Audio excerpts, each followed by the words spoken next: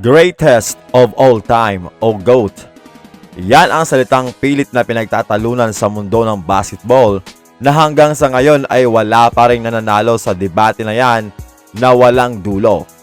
Gumawa ng ingay ang former NBA player na si Stephon Marbury sa kanyang naging pahayag patungkol sa GOAT conversation nang ma-interview ito ni Brandon Scoop Robinson.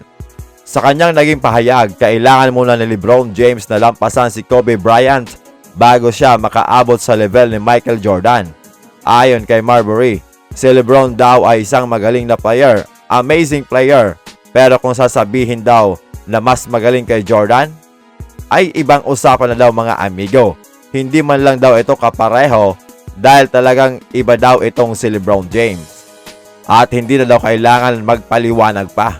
May mga tao daw na gustong irang itong si Michael Jordan. Hindi daw kailangan irang si Jordan mga amigo dahil ang tamang ayos daw mga amigo ay dapat si Kobe Bryant, sunod itong si LeBron James at pwede daw pag-usapan ang ibang pangalan.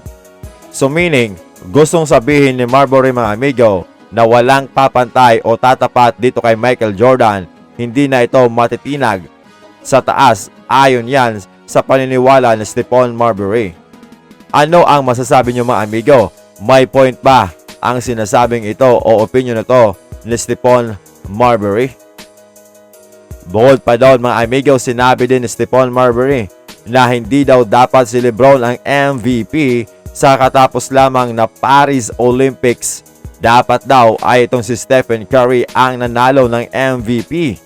Nagtampo ata itong si Marbury mga amigo na hindi siya pinansin ni LeBron James after the game at niyakap na lang etong best friend ni LeBron na si Carmelo Anthony.